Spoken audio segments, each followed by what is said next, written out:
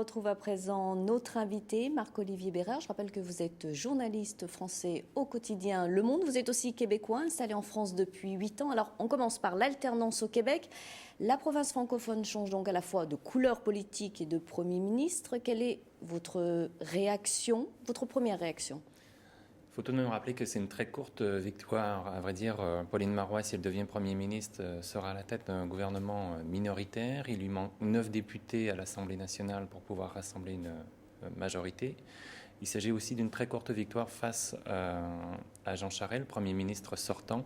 Les deux partis, le Parti libéral et le Parti québécois de Pauline Marois, sont quasi à égalité en nombre de sièges à l'Assemblée. Le PQ, le Parti québécois, a 54 sièges, le Parti libéral 50. Donc on est très près en termes de nombre de sièges. Par ailleurs, il faut quand même souligner qu'en effet, il s'agit d'une alternance et que c'est pour le Québec l'occasion pour la première fois d'avoir une femme au pouvoir. Il faudra voir ensuite comment Pauline Marois sera avancée sur un terrain qui est quand même miné d'embûches, puisque gouverner, être à la tête d'un gouvernement minoritaire, on sait les difficultés et tout le talent de négociation que cela nécessite. On verra si elle y arrive. Alors, donc peu de marge de manœuvre selon vous. Alors, on l'a dit battante, on la surnomme la dame en béton. Vous, comment la décriveriez-vous ? C'est une femme qui a une longue carrière politique derrière elle. Elle a occupé différents postes de ministre par le passé. C'est aussi une ambition qu'elle a longtemps portée de devenir Premier ministre de la province. Elle a dû beaucoup batailler, en effet. C'est ce qui lui a valu, en effet, ce surnom. Je crois que notamment le fait qu'elle soit une femme, et elle souffrait aussi d'un déficit d'image, c'est-à-dire qu'on lui reprochait d'être un peu snob ou de ces choses-là, ce genre de choses, et elle a su un peu refaire son image. Mais il n'empêche, la situation quand même pour elle s'avère très difficile. Alors, première décision de Pauline Marois, elle a annoncé qu'elle allait annuler la hausse des frais de scolarité, à l'origine, rappelons-le, de la forte mobilisation des étudiants. Alors, Pauline Marois a beaucoup soutenu les étudiants pendant la grève. Est-ce que c'est ce qui a fait la différence, selon vous ? Non. Il y a eu une forte participation. Des jeunes. Mais tout une forte participation en général à travers toute la société québécoise. Lors du précédent scrutin en 2008, le taux de participation était, je crois, de 57%. Cette fois-ci, il est de 74%. Et donc, bien que ce soit un scrutin qui s'est passé à la toute fin des vacances d'été, qu'on croyait donc qu'elle allait peu mobiliser l'électorat, on a vu à quel point les Québécois se sont déplacés pour aller aux urnes. Cependant, je ne crois pas que le vote étudiant ait pu faire la différence.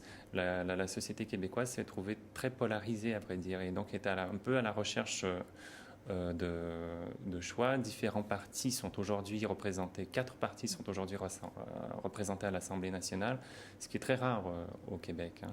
Il y a le troisième parti a réussi à faire élire 19 députés, ce qui est dans un système uninominal à un tour, donc avec un seul tour, et en effet très rare.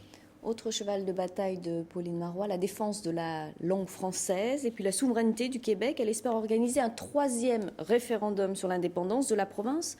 Qu'en pensez-vous ? Est-ce que vous pensez que c'est un pari risqué ? Je ne crois pas que pour le moment, elle dispose d'un mandat assez fort pour tenir avec confiance un tel référendum, puisqu'il y a toujours le risque de rééditer une 3e défaite. Cependant, ça reste une aspiration profondément ancrée au sein de la société québécoise. 35 à 40% des Québécois estiment qu'il s'agit d'une priorité. Donc avec quand même un fort socle comme ça qui ne bouge pas, à vrai dire, ça reste quand même un enjeu qui continue d'être débattu et qui reste présent.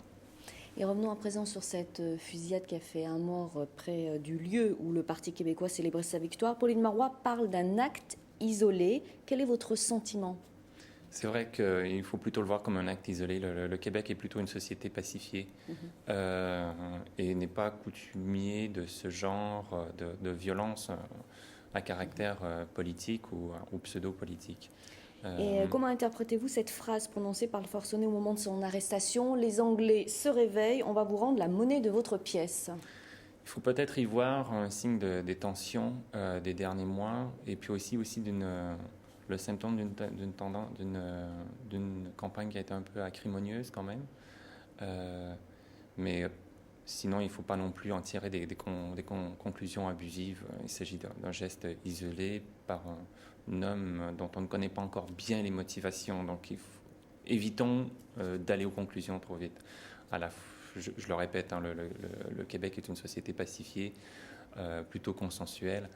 Et je ne crois pas qu'il y ait vraiment de tension aujourd'hui entre francophones et anglophones. Il peut y avoir des différends politiques, mais pas de tension ethnique véritable. Merci beaucoup Marc-Olivier Bérard d'avoir été l'invité de 7 jours sur la planète et d'avoir répondu à nos questions sur ces élections législatives au Québec. Merci. Vous pouvez bien sûr retrouver sur notre site le www.tv5monde.com le dossier pédagogique pour enseigner et apprendre le français avec des fiches pour la classe et des exercices. Très bonne rentrée à tous et merci de votre fidélité à 7 jours sur la planète. On se retrouve la semaine prochaine.